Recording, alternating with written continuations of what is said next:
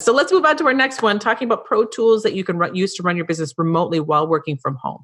So like we said, this is an article out from entrepreneur.com. They are listing a ton of different platforms, apps, programs that you can use to help you run your business remotely. Which, if you're switching to that, we've talked a lot about the switching back and forth. We spoke with Rex Rudolph from Paget Business Services a couple episodes back. I'm going to have that link to the show as well. I think Rex was number 59 or 60. And he talked to us about how he moved basically his entire office from in-house to a remote, and the difficulties that they've had with that and the way that they had to quickly transition. If that's something that you're also dealing with, this is a really helpful list here from entrepreneur.com. There's some things on here that I haven't even heard of, and then there's others that I'm very familiar with that I super recommend. A real quick note on this big long list. Part of what these are commercial. Most of them are commercial ones that are doing particular discounts during COVID-19 quarantine situation. And of course, the idea is that maybe you'll give it a try because now you're stuck with having your staff have to work remotely. You're trying to figure out a way to do that better. You don't know which applications are even out there. Maybe you've tried Google Sheets and it doesn't work really good. You're kind of trying OneDrive through Microsoft. You're having some challenges figuring out what works. What this person did here, the author of this article, is a fellow named John Rampton, and he's not actually an author for Entrepreneur. He's more of a... He assembled the list. He does kind of freelance work for them.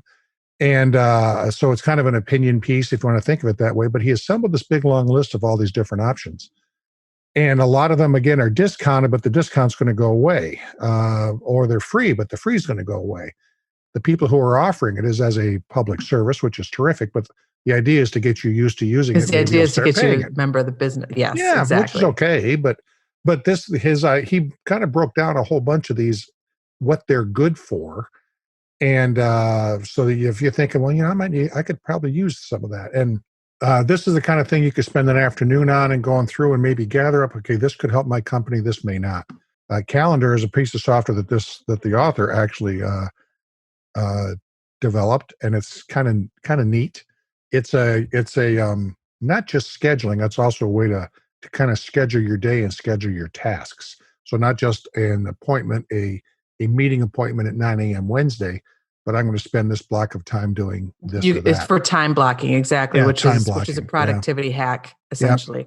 Yep. There's also things from chatbots. There's Airtable, which is a really cool online database and spreadsheeting. It's a super cool app. I know a lot of people who love Airtable. Yeah. There's Chatfuel, which is a chatbot program for Facebook Messenger, and that especially works for people who are giving emergency aid. There's MailChimp, which we use for our for the Team Nerd Tech Show's newsletter distribution, which is free for up to 2,000 subscribers. But then they're also offering free accounts for their extra features-rich pro accounts for local governments, schools, healthcare providers, and that sort of thing. So you can start off with them and keep, even if your small business doesn't need anything and you only have a small list up to 2,000, you can try their more robust plan for free as well at the time. Yeah. There's Miro, which is a really great file transfer service. I've heard great things about that, where they are increasing the storage capacity for new users and the validity duration for files shared during their Miro drop. And then there's one more thing on this list that's not on this list that we wanted to mention that I'll let you talk about PlatStack, Tim. Well, PlatStack is a terrific app. I really like it. I've been messing with it. We had the one of the key people of the outfit that developed PlatStack, Steve Kiger, was on our show a few weeks ago. We talked about websites for small businesses and ways to develop them and things to think about.